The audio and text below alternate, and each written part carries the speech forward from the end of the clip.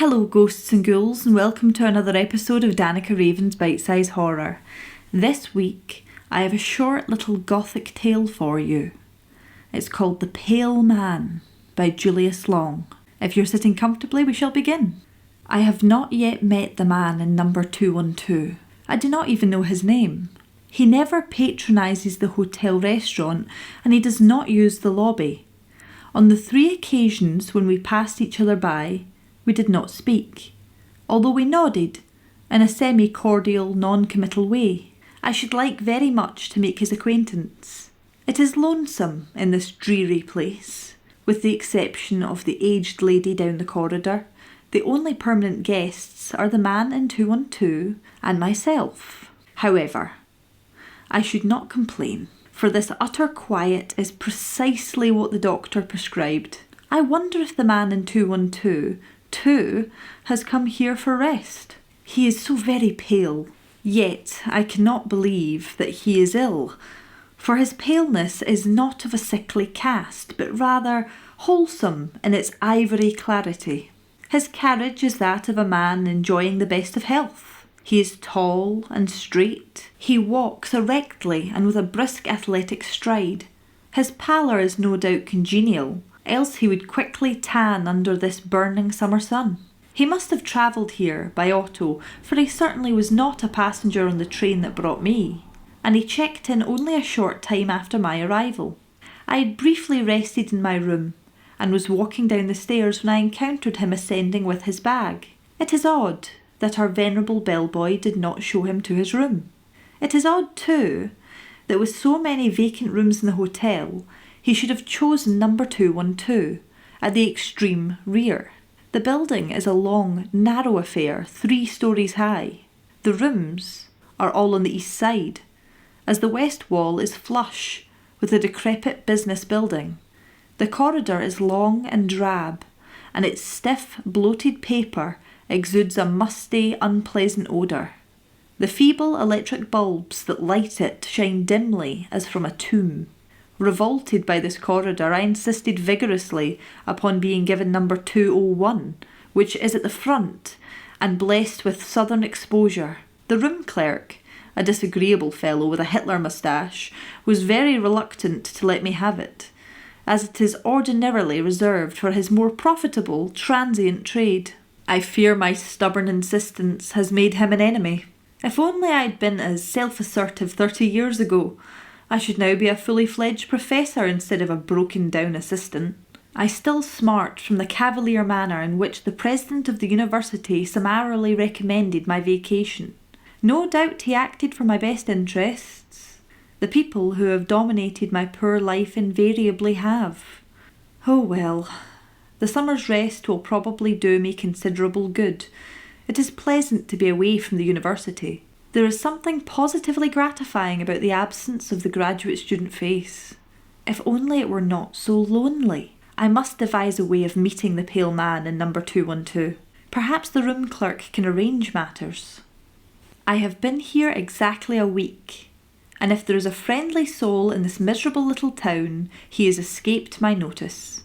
Although the tradespeople accept my money with flattering eagerness, they studiously avoid even the most casual conversation. I am afraid I can never cultivate their society unless I can arrange to have my ancestors recognised as local residents for the last 150 years. Despite the coolness of my reception, I have been frequently venturing abroad. In the back of my mind, I have cherished hopes that I might encounter the pale man in number 211. Incidentally, I wonder why he's moved from number 212. There is certainly little advantage in coming only 1 room nearer the front. I noticed the change yesterday when I saw him coming out of his new room. We nodded again, and from this time I thought I detected a certain malign satisfaction in his sombre black eyes. He must know that I'm eager to make his acquaintance, yet his manner forbids overtures. If he wants to make me go all the way, he can go to the devil. I'm not the sort to run after anybody. Indeed, the surly diffidence of the room clerk has been enough to prevent me from questioning him about his mysterious guest. I wonder where the pale man takes his meals. I've been absending myself from the hotel restaurant and patronising the restaurants outside. At each, I have ventured inquiries about the man in number 210. No one at any restaurant remembered his having been there. Perhaps he has entree into the Brahmin homes of this town, and again, he may have found a boarding house. I shall have to learn if there is one.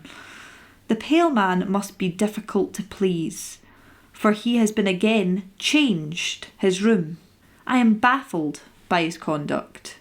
If he is so desirous of locating himself more conveniently in the hotel, why does he not move to number 202, which is the nearest available room from the front? Perhaps I can make his inability to locate himself permanently an excuse for starting a conversation. I see we are closer neighbours now, I might casually say. But that is too banal. I must await a better opportunity. He has done it again. He is now occupying number 209. I am intrigued by his little game. I waste hours trying to fathom its point. What possible motive could he have? I should think he would get on the hotel people's nerves. I wonder what our combination bellhop chambermaid thinks of having to prepare 4 rooms for a single guest. If he were not stone deaf, I would ask him. At present, I feel too exhausted to attempt such an enervating conversation. I am tremendously interested in the pale man's next move. He must either skip a room or remain where he is. For a permanent guest, a very old lady occupies number 208. She has not budged from her room since I have been here, and I imagine that she does not intend to. I wonder what the pale man will do. I await his decision, with the nervous excitement of a devotee of the track on the eve of a big race. After all, I have so little diversion. Well, the mysterious guest was not forced to remain where he was, nor did he have to skip a room. The lady in number 208 simplified matters by conveniently dying. No one knows the cause of her death, but it is generally attributed to old age. She was buried this morning. I was among the curious few who attended her funeral. When I returned home from the mortuary, I was in time to see the pale man leaving her room. Already he has moved in. He favoured me with a smile, whose meaning I have tried in vain to decipher, but I cannot but believe that he meant it to have some significance. He acted as if there had been between us some secret that I failed to appreciate. But then, perhaps his smile was meaningless after all, and only ambiguous by chance, like that of the Mona Lisa.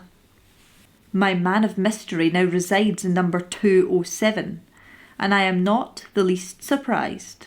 I would have been astonished if he had not made his scheduled move. I have almost given up trying to understand his eccentric conduct. I do not know a single thing more about him than I knew the day he arrived. I wonder whence he came. There is something indefinably foreign about his manner. I am curious to hear his voice. I like to imagine that he speaks the exotic tongue of some faraway country. If only I could somehow inveigle him into conversation. I wish that I were possessed of the glib assurance of a college boy, who can address himself to the most distinguished celebrity without batting an eye. It is no wonder that I'm only an assistant professor. I am worried. This morning I awoke to find myself lying prone upon the floor. I was fully clothed. I must have fallen exhausted there after I returned to my room last night. I wonder if my condition is more serious than I had expected. Until now, I have been inclined to discount the fears of those who have pulled a long face about me. For the first time, I recall the prolonged hand clasp of the president when he bade me goodbye from the university. Obviously, he never expected to see me alive again. Of course, I'm not that unwell. Nevertheless, I must be more careful. Thank heaven I have no dependents to worry about. I have not even a wife, for I was never willing to exchange the loneliness of a bachelor for the loneliness of a husband. I can say in all sincerity that the prospect of death does not frighten me. Speculations about life beyond the grave has always bored me. Whatever it is, or is not, I'll try to get along. I have been so preoccupied about the sudden turn of my own affairs that I've neglected to make note of a most extraordinary incident. The pale man has done an astounding thing. He has skipped 3 rooms and moved all the way to number 203. We are now very close neighbours.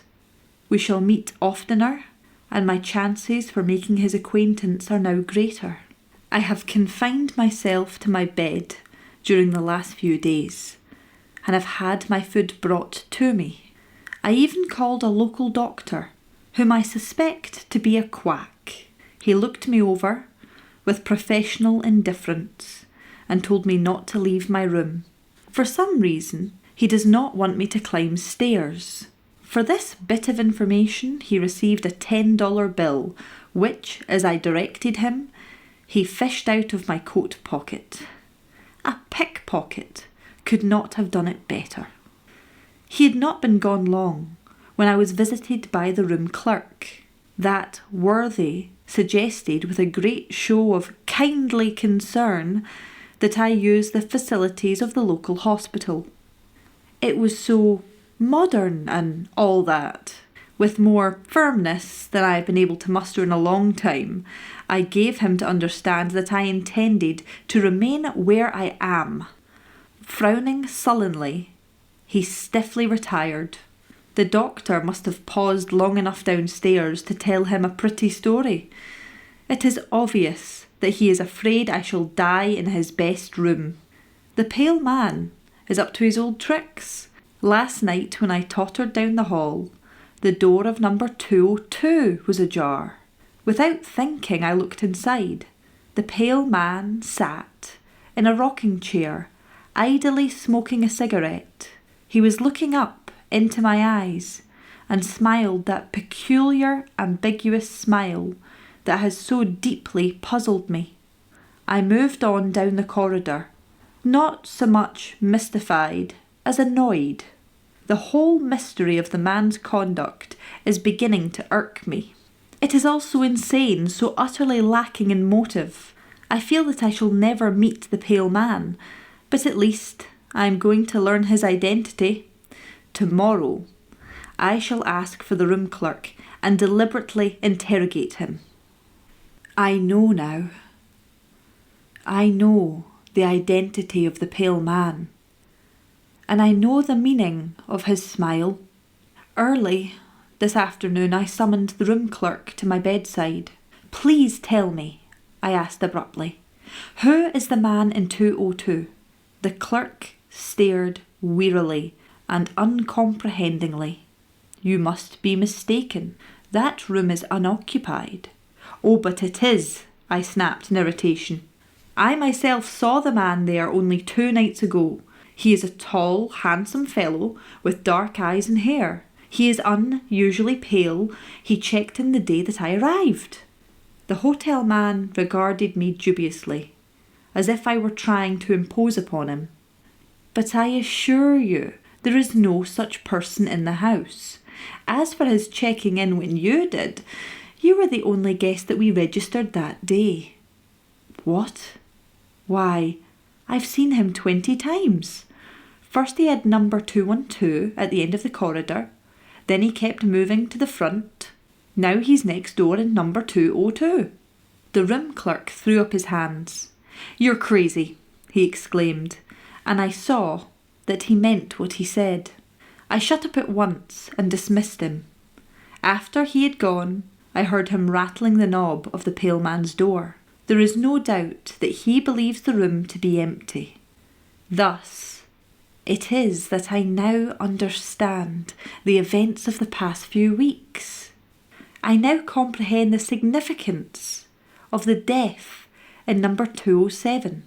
I even feel partly responsible for the old lady's passing. After all, I brought the pale man with me, but it was not I who fixed his path. Why he chose to approach me, room after room, through the length of this dreary hotel, why his path crossed the threshold of the woman in number 207, whose mysteries I cannot explain. I suppose I should have guessed his identity when he skipped the 3 rooms the night I fell unconscious upon the floor.